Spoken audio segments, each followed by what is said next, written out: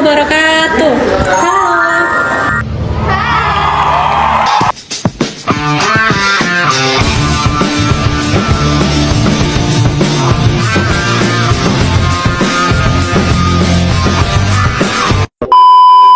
Kami dari kelompok 5 ingin menyampaikan materi yang berjudul Sistem Pembayaran, Transaksi Keuangan, dan Pengelolaan.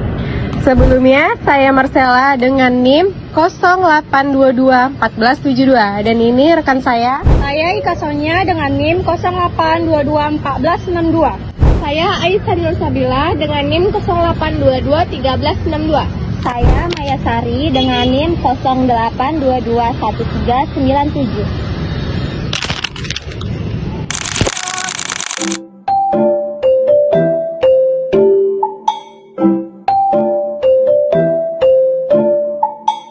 Baik, materi yang pertama ialah tentang pengertian sistem pembayaran transaksi keuangan.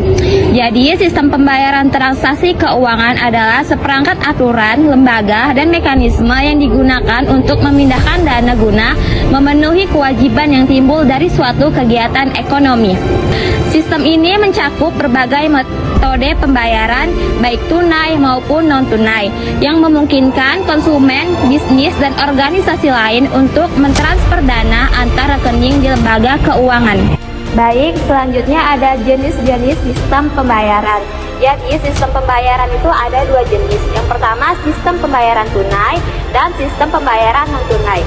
Sistem pembayaran tunai adalah metode pembayaran yang dilakukan dengan uang fisik, baik dalam bentuk uang kertas maupun dalam bentuk uang logam.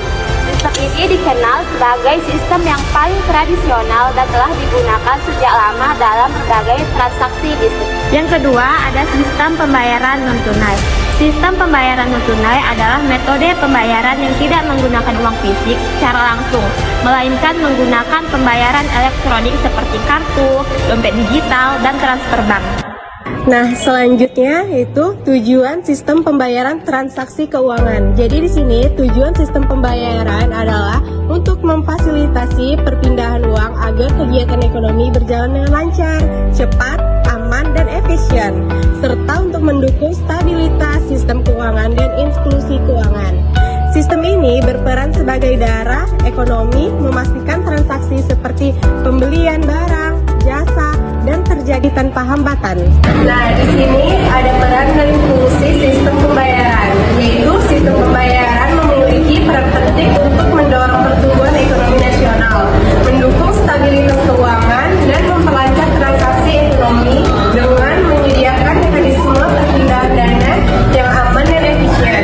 Fungsi utamanya meliputi sebagai media pertukaran, penyimpanan dana, dan alat penentu nilai, serta mempermudah clearing, penyelesaian, manajemen risiko, dan menyediakan informasi keuangan. Ada komponen sistem pembayaran. Komponen sistem pembayaran meliputi regulator, penyelenggara, infrastruktur, alat pembayaran, saluran pembayaran, dan pengguna. Regulator menetapkan aturan dan kebijakan penyelenggara seperti bank, lembaga, dan keuangan penyediaan jasa. Infrastruktur menyediakan teknologi pendukung. Alat pembayaran seperti non-tunai dan tunai. Teknologi pendukung, alat transaksi, saluran pembayaran memfasilitasi transaksi seperti ATM atau mobil banking. Mekanisme operasional menjelaskan cara kerja transaksi dan pengguna adalah pihak yang melakukan transaksi. Nah, di sini ada prinsip-prinsip pembayaran, yaitu 1. Keamanan, mengelola dan memitigasi risiko seperti risiko likuiditas, kredit, dan fraud. Yang kedua, ada efisiensi, menekankan kegunaan sistem yang luas agar biaya transaksi lebih murah dan dapat dijangkau masyarakat. Yang ketiga, kesetaraan akses, mencegah praktis monopoli yang dapat menghambat pemain lain masuk ke pasar. Yang keempat, perlindungan konsumen, mewajibkan penyelenggara untuk memperhatikan aspek perlindungan konsumen dan menjaga kelancaran sistem agar jumlah uang tunai yang beredar layak diedar atau clean money policy. Resiko sistem pembayaran. Resiko sistem pembayaran mencakup berbagai potensi kerugian seperti resiko kredit, likuiditas, dan operasional. Resiko lainnya yang signifikan adalah resiko keamanan dan penipuan, seperti phishing, peretasan akun, dan pencurian identitas.